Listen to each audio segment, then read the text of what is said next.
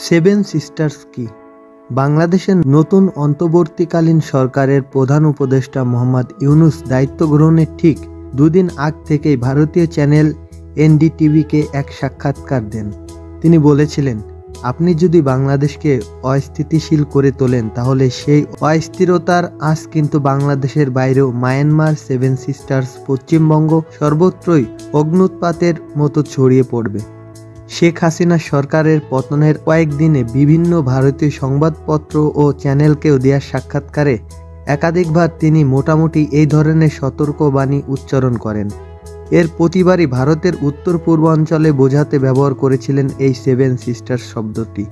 লক্ষণীয় বিষয় হলো ভারতের উত্তর পূর্বাঞ্চলের রাজ্যগুলোকে বোঝাতে এখন কিন্তু নর্থ ইস্ট বা নর্থ ইস্টার্ন স্টেটস কথাটাই বেশি ব্যবহৃত হয়। সেভেন সিস্টার্স কথাটা এককালে জনপ্রিয় হলেও এখন ভারতীয়রা সেটি প্রায় ভুলতেই বসেছেন। অথচ ভারতে সেভেন সিস্টার্স কথাটি ইদানিং প্রায় অপ্রচলিত হলেও বাংলাদেশে এই অঞ্চলটিকে বোঝাতে এখনও কিন্তু ওই শব্দটি ঠিকই সবচেয়ে বেশি ব্যবহৃত হয়।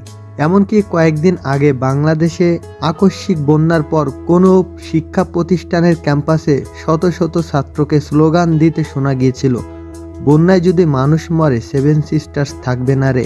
সেই দৃশ্যের ভিডিও প্রবল বেগে ভাইরাল হয়ে ছড়িয়ে পড়েছিল ভারতেও। তথাকথিত সেভেন সিস্টার্সের ভারতের সঙ্গে যুক্ত থাকা না থাকার প্রশ্নে বাংলাদেশের যে একটা প্রত্যক্ষ সম্পর্ক আছে, সম্ভবত সেই ইঙ্গিতই প্রচ্ছন্ন ছিল শিক্ষার্থীদের ওই স্লোগানে। আসলে বাংলাদেশের সঙ্গে ভারতের যে 4000 কিলোমিটারের বেশি দীর্ঘস্থল সীমান্ত, তার প্রায় 2/3 কিন্তু সেই সেভেন সিস্টার্সের সঙ্গে।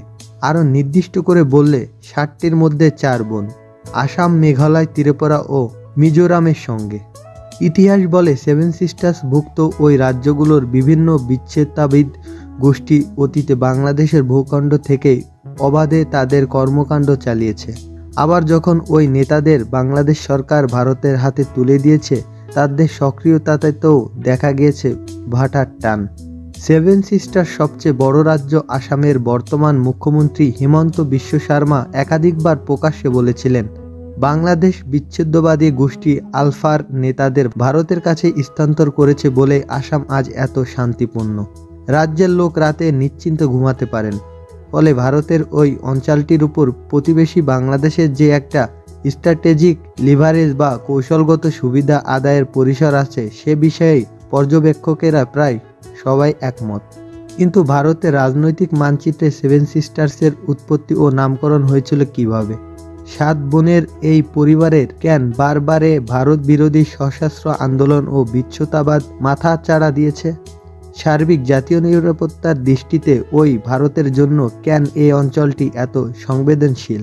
এই প্রতিবেদনে সংক্ষেপে উত্তর খুঁজে বের করার চেষ্টা করব। যে নাম পছন্দ হয়েছিল ইন্দিরা গান্ধীরও। 1971 সালে ভারতের পার্লামেন্টে পাস হওয়া নর্থ ইস্টার্ন কাউন্সিল অ্যাক্টের অধীনে উত্তর পূর্বাঞ্চলের 7টি অঙ্গরাজ্য বা কেন্দ্রশাসিত অঞ্চলের সার্বিক উন্নয়নের জন্য একটি পরিষদ গঠনের সিদ্ধান্ত হয়, যার সদর দপ্তর স্থাপিত হয়েছিল সিংলয়ে। ওই রাজ্য বা কেন্দ্রশাসিত অঞ্চলগুলো ছিল আসাম, নাগাল্যান্ড, মণিপুর, মেঘালয়, অরুণাচল প্রদেশ, ত্রিপুরা ও মিজোরাম। এর মধ্যে ত্রিপুরা, মণিপুর ও মেঘালয় 1972 সালের 21শে জানুয়ারি ভারতের অঙ্গরাজ্য হিসেবে স্বীকৃতি পায়। আসাম ও নাগাল্যান্ড আগে থেকে ছিল ভারতের পূর্ণ অঙ্গরাজ্যে। আর ওই তারিখে অরুণাচল প্রদেশ, তখন নাম ছিল নেফা, ও মিজোরাম ছিল কেন্দ্রশাসিত অঞ্চলের মর্যাদায়। ত্রিপুরার রাজধানী আগরতলাতে সেই সময় টাইমস অফ ইন্ডিয়ার সংবাদদাতা ছিলেন জ্যোতিপ্রসাদ সাউকিয়া, যিনি জেপি শইকিয়া নামে বেশি পরিচিত ছিল। নতুন রাজ্য হিসেবে ত্রিপুরার আত্মপ্রকাশের দিনে তিনি যে রিপোর্ট করেছিলেন, তাতে তিনি নাকি প্রথমবারের মতো গোটা অঞ্চলটিকে ল্যান্ড অফ সেভেন সিস্টার্স বলে অভিহিত করেন। পরে ওই একই নামে তিনি একটি বইও লিখেছিলেন। জনশ্রুতি হলো এই সেভেন সিস্টার্স কথাটি নাকি তখনকার প্রধানমন্ত্রী ইন্দিরা গান্ধীরও খুব পছন্দ হয়েছিল। ভারতের মানচিত্রের এক কোনায় 7টি রাজ্য বা অঞ্চলকে এক কথায় বর্ণনা করতে তখন সরকারি কাগজপত্রেও ধীরে ধীরে এই শব্দটির প্রয়োগ করা শুরু হয়। ভারতের পর্যটন বিভাগ ওই অঞ্চলের বিভিন্ন দর্শনীয় স্থান নিয়ে সেই আমলে যে ছোট একটি পুস্তিকা বের করেন, সেখানেও তখন সেভেন সিস্টার্স কথাটি ব্যবহৃত হয়। উত্তর পূর্ব ভারতের বিশেষজ্ঞ ও সুপরিচিত লেখক গবেষক সঞ্জয় হাজারিকা বিবিসি বাংলাকে বলেছিলেন, সাংবাদিক জেপি শইকিয়া একসময় চাকরি ছেড়ে আসামের তখনকার মুখ্যমন্ত্রী ও কংগ্রেস নেতা শরৎচন্দ্র সিনহায়ের উপদেষ্টা হিসেবে যোগ দেন। 1976 সালে গুয়াহাটিতে যে অধিবেশন হয়েছিল সেখানে মিস্টার সিনহা প্রকাশ্যে সেভেন সিস্টার্স কথাটি ব্যবহার করেন। আমরা ধরে নিতেই পারি এর পিছনে নিশ্চয়ই জেপি শইকিয়ার ভূমিকা ছিল।